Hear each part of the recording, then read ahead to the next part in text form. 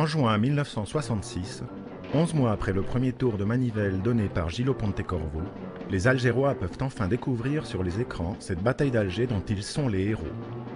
La première tant attendue du film a lieu à Alger même, au cinéma L'Afrique, en présence du président Houari Boumedienne.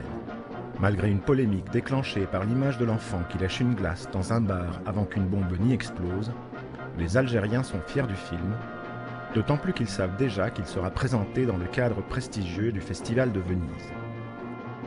À la Mostra, le film est ovationné lors de sa projection, en l'absence notable de la délégation française qui le boycotte, considérant qu'il s'agit là d'une injure à la France. Ce qui n'empêche pas Gillo Pontecorvo de repartir avec le Lion d'Or et le prix de la critique internationale. La bataille d'Alger devient immédiatement un succès mondial critique et public, en particulier en Italie, en Angleterre, aux Pays-Bas et surtout aux États-Unis où il reçoit 3 nominations aux Oscars, meilleur film étranger, meilleur réalisateur et meilleur scénario, et influence des cinéastes comme Peckinpah, Scorsese ou Kubrick. Mais la bataille d'Alger ne fait pas tout à fait le tour du monde, car il reste invisible en France. Ni ouvertement censuré, ni véritablement interdit, le film ne reçoit tout simplement pas de visa d'exploitation pendant 4 ans. Autrement dit, son statut reste dans les limbes.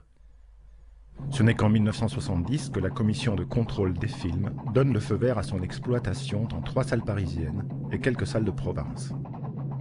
Lorsque la sortie de la bataille d'Alger est annoncée, le scandale éclate. Le journal royaliste Aspect de la France est le premier à donner le signal de la protestation. Suivent des organisations d'anciens combattants et de rapatriés d'Afrique du Nord. La polémique fait rage dans les journaux.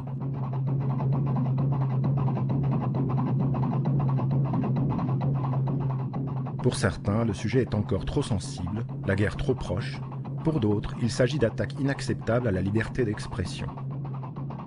Le général Massu, responsable du démantèlement des réseaux du FLN pendant la vraie bataille d'Alger, juge la sortie du film inopportune et mauvaise, avis qui sera partagé par le président Pompidou et son premier ministre Chaban-Delmas. Pontecorvo s'en trouve ému. Avec son habituel ton conciliateur, il déclare « Mon film a été dernièrement projeté devant des anciens partisans de l'Algérie française et devant des militaires. Tous ont estimé honnête et sereine mon approche de cet épisode historique et sanglant de la guerre d'Algérie. » Le cinéaste tente en vain de faire comprendre qu'il a essayé de raconter cette histoire en toute objectivité. Les propriétaires des cinémas où doit être projeté le film reçoivent des menaces aussi nombreuses que violentes contre eux et leurs familles, ainsi que des alertes à la bombe dans leurs salles. N'obtenant pas d'assurance de sécurité de la part de la préfecture de police, ils décident de reporter, à une date non définie, la sortie du film, qui restera encore invisible en France pendant des décennies.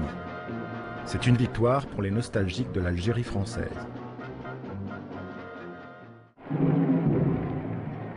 L'histoire de la bataille d'Alger rebondit le 27 août 2003, mais cette fois-ci de l'autre côté de l'Atlantique.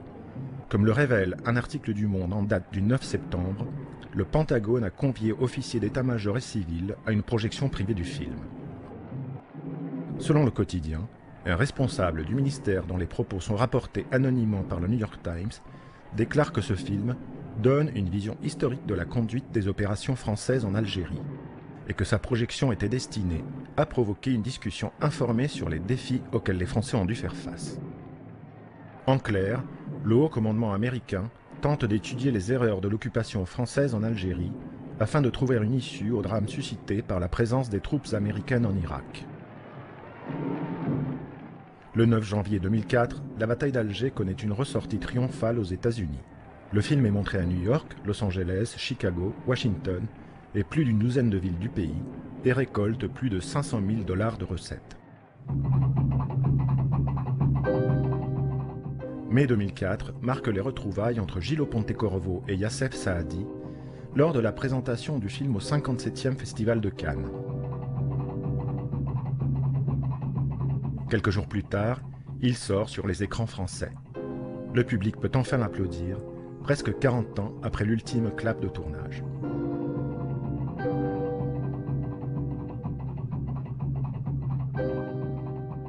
Mais si la bataille d'Alger est devenue un classique, ce n'est pas un classique comme les autres.